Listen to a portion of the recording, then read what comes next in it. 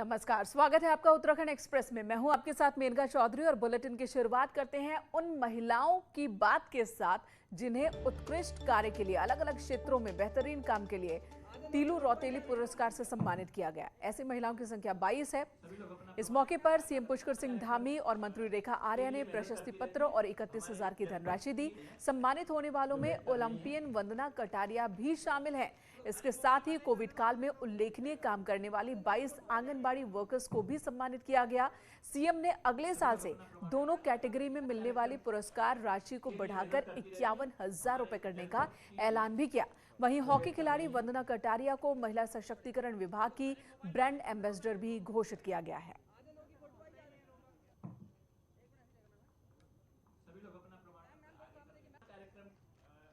विभिन्न क्षेत्रों में और कोरोना के समय में जिन बहनों ने साहसिक काम किया है, लोगों की जान बचाने का काम किया है, अन्य क्षेत्रों में काम किया है, लोगों की सहायता करने का काम किया है, उनके प्रोत्साहन के लिए 23 लोगों को तीलू रौतेली पुरस्कार से सम्मानित किया गया है। और साथ में जो आंगनबाड़ी कार्यकर्ता हैं जिन्होंने विभाग की योजनाओं को छोटे बच्चों तक पहुंचाने का काम किया है, आम जनता सामान्य जनता तक पहुंचाने का काम किया है, गरीब बच्चों के पोषण का काम किया है, उनको भी जो है इसमें सम्मानित किया है। करीब 22 महिलाएं जो है तीलू रौतेली पुरस्कार से सम्मानित हुई हैं और 22 महिलाएं जो है वो आपके आंगनबाड़ी कार्यकर्ती के रूप में सम्मानित हुई हैं। हाँ, सरकार की तरफ से ये घोषणा थी कि उनकी 10 और 11,000 की धनराशि में वृद्धि की जाएगी। उस घोषणा को पूर्ण करते हुए आंगनबाड़ी कार्यकर्तियों को 21,000 की धनराशि और जो तीलू रौतेली पुरस्कार प्राप्त कर रही है उन्हें 31,000 की धनराशि के साथ में आज चेक वितरित किया गया। साथ साथ में उनको सम्मान के रूप में उनका सर्टिफिकेट भी उनको दिया गया है। और पुरस्कार पाने वालों में ताइक्वांडो खिलाड़ी कनिका भंडारी भी शामिल थे। उन्होंने कहा कि इससे उनका हौसला बढ़ा है। वहीं सम्मान पाने वाली आंगनबाड़ी वर्कर्स ने कहा कि उन्होंने कोविड काल में काफी काम किया और आज सम्मान पाकर गर्व महसूस कर रही हैं।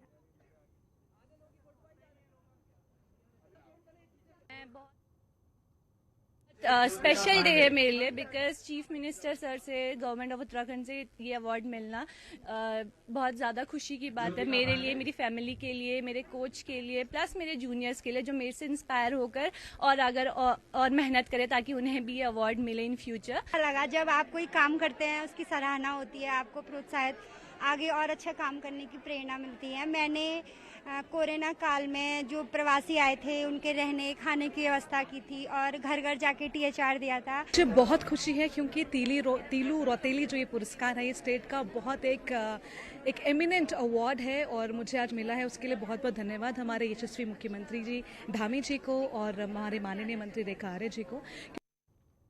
इधर खेल मंत्री अरविंद पांडे ने हरिद्वार में हॉकी प्लेयर वंदना कटारिया के परिवार से मुलाकात की।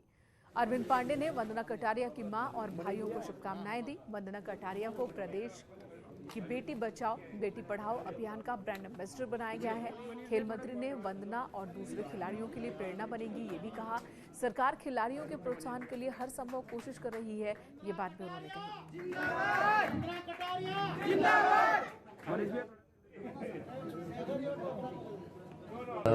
बेटी बचाओ बेटी पढ़ाओ, हमने इसका ब्रांड एम्बेसडर उत्तराखंड का उसको वंदना कटारिया को बनाया है। और जो राशि है एक सम्मानजनक राशि हमारे मुख्यमंत्री जी की तरफ से घोषणा हुई है, लेकिन थोड़ा मैं कहूँगा आप निश्चिंत रहिए, अच्छा होगा। उन्होंने वंदना के स्वस्थ होने की कामना की है और बधाई दी है कि ऐसी बेटी हर घर में हो और अच्छा लगा। कांग्रेस के इलेक्शन कमेटी के चेयरमैन हरीश रावत ने राज्यसभा में उत्तराखंड से जुड़े मसले उठाने के लिए सांसद अनिल बलूनी की तारीफ की। हरीश रावत ने कहा, मैंने सांसद रहते हुए रिकॉर्ड नंबर पर लोकसभा में प्रश्न डाले, इससे उत्तराखंड को कुछ न कुछ मिला जरूर। आज अनिल बलूनी भी ऐसा ही कर रहे हैं तो हमें उनका मनोबल बढ़ाना चाहिए। हरीश रावत का कहना है कि उम्र के इस पड़ाव पर वे केवल किसी को विरोधी नहीं मान सकते, जो उसके गुण हैं उसकी प्रशंसा करना भी उनका कर्तव्य है। हरीश रावत ने कहा कि दूसरे सांसदों को भी अनिल बलूनी की तरह ही कोशिश करनी चाहिए। आज जब मैं देखता हूं कि हमारा कोई सांसद, चाहे वो किसी पार्टी का हो, उत्तराखंड के लिए कुछ कर पा रहा है, कुछ प्रश्न डाल रहा है, कोई बात कर रहा है, तो हमें उसका उत्साह बढ़ाना चाहिए, क्योंकि उम्र के इस पड़ाव में मैं केवल किसी को अपना विरोधी नहीं मान सकता। जो उसके गुण हैं, उन गुणों को शाबाशी देना भी मेरा कर्तव्य है। इधर दिल्ली के मुख्यमंत्री अरविंद केजरीवाल का कल होने वाला देहरादून का दौरा रद्द हो गया। केजरीवाल को कल देहरादून आना था। बताया जा रहा था कि निजी कारणों से उनका ये दौरा रद्द हुआ है।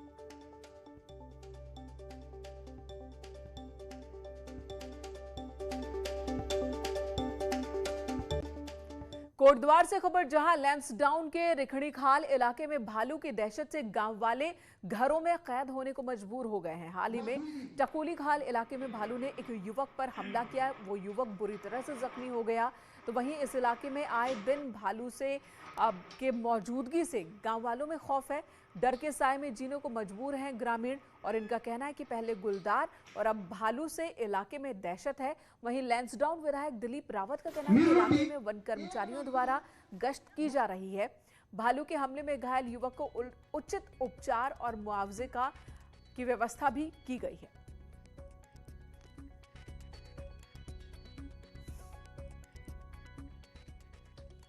हमें इतना दहशत है कि हम 6 बजे 7 बजे के बाद जैसे अंधेरा होता है, आजकल तो 8 बजे तक अंधेरा होता है, उसके बाद हम घर से बाहर नहीं निकलते। हमारे बच्चे तो बिल्कुल बाहर नहीं आ सकते। पेशाब करने के लिए बच्चों के जो है बर्तन रखे रहते हैं कि कहीं बाहर जाएंगे तो कहीं पकड़ न ले।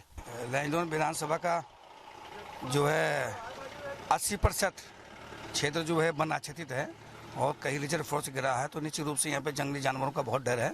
और इसी के तहत यहाँ पर हमारे यहाँ एक भालू ने एक लड़के को घायल कर दिया है, तो सरकार की तरफ से तुरंत उनको मुआवजा दिया गया है।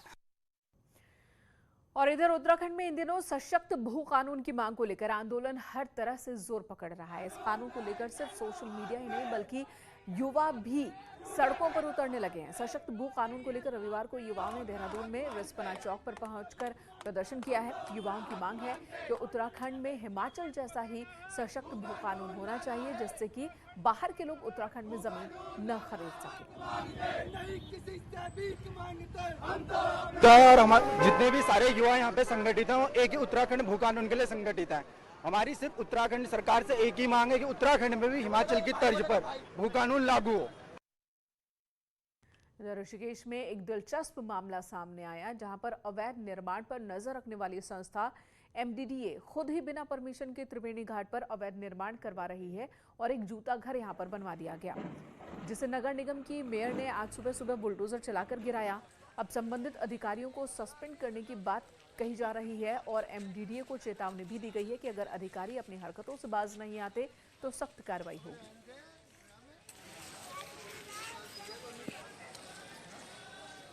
पिथौरागढ़ के निर्माणाधीन इंजीनियरिंग कॉलेज में कार्यों की जांच के लिए डीएम ने एक कमेटी बनाई है। 20 करोड़ से अधिक की लागत से बनी कॉलेज की बिल्डिंग पूरी तरह से बर्बाद हो चुकी है। डीएम ने सीडीओ की अगुवाई में जांच कमेटी गठित की। जांच कमेटी ये भी देखेगी कि इंजीनियरिंग कॉलेज की बिल्डिंग को सुधारने के बजाय नई बिल्डिंग बनाना फायदेमंद होगा या नहीं। असल में जिस स्थान पर वर्तमान में इंजीनियरिंग कॉलेज बनाया गया है, उसके चारों तरफ भारी लैंडस्लाइड हुआ और इतना ही नहीं, कॉलेज जंगल के बीचों बीच बनाया गया। यूपी निर्माण निगम इंजीनियरिंग कॉलेज को बना रहा है।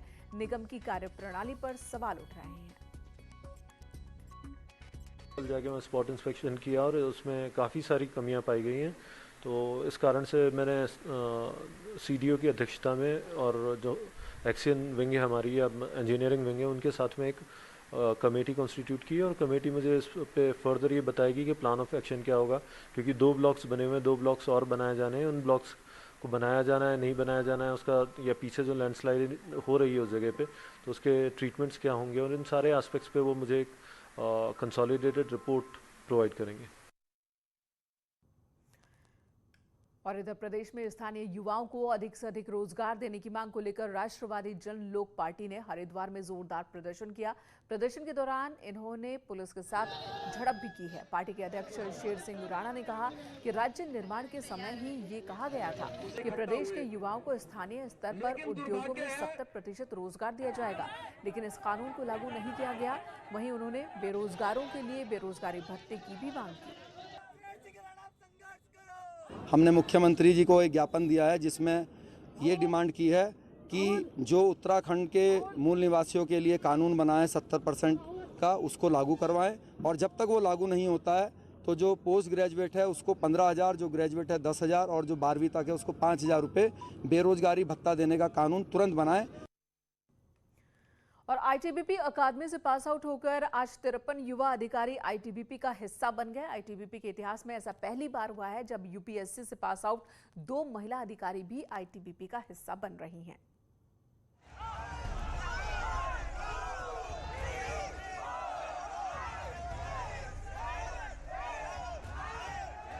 ये खुशी है कड़ी ट्रेनिंग के बाद पास आउट हुए उन युवा अधिकारियों की जो भारत तिब्बत सीमा सुरक्षा पुलिस का हिस्सा बन गए।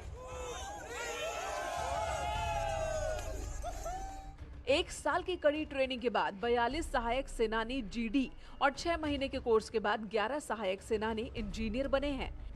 इनमें से 2 महिला सहायक सेनानी जीडी आईटीबीपी की मुख्य धारा में शामिल हुई। ट्रेनिंग के दौरान युद्ध कौशल, फिजिकल ट्रेनिंग के साथ साथ पुलिस संबंधी विषयों की ट्रेनिंग भी दी जाती है। पासिंग आउट सेरेमनी में सीएम पुष्कर धामी भी शामिल हुए।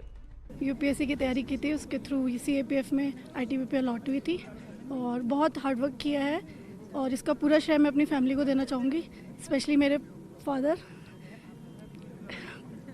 इमोशनल भी हो रहे हैं मैम आप, फादर का किस तरह का मोटिवेशन आपको? बहुत मेहनत की उन्होंने यहाँ पे मुझे लाने के लिए। जी, तैयारी हमने यूपीएससी की तरफ शुरू की थी, लेकिन फिर हमें इसका पता लगा और यहाँ पे आके बहुत अच्छा लग रहा है क्योंकि पहाड़ देखने को मिल रहे हैं और जितनी जॉब है, जितनी चैलेंजिंग और जितनी एक्साइटिंग जॉब है, शायद और कहीं नहीं मिलेगी हमें। बहुत लंबा परिश्रम रहा है हमारा इसके लिए और आज सफलता हो रही है तो बहुत अच्छा लग रहा है। युवा अधिकारियों ने संविधान के प्रति निष्ठा और समर्पण की शपथ ली। डीजी आईटीबीपी ने कहा कि युवा कंधों पर देश की जिम्मेदारी है।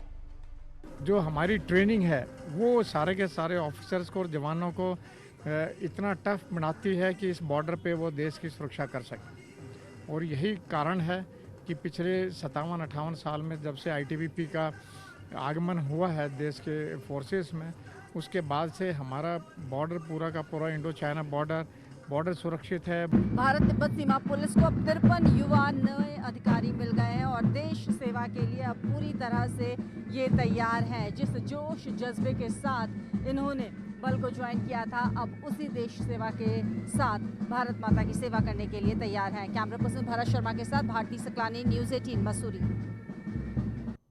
हरीश रावत द्वारा तारीफ किए जाने पर बीजेपी के राज्यसभा सांसद अनिल बलूनी ने प्रतिक्रिया दी है और आभार जताया। उन्होंने लिखा है, आपको बताया कि हमने आपको दिखाया था कि राज्यसभा में सवाल उठाने पर हरीश रावत ने बलूनी की तारीफ की थी। ये खबर हमने आपको दिखाई थी और उसी पर अब रिएक्शन अनिल बलूनी का आया है। उन्होंने हरीश रावत, पूर्व मुख्यमंत्री, उनका आभार जताया है। यहाँ एक ब्रेक के लिए रुकेंगे, तुरंत लौटते हैं।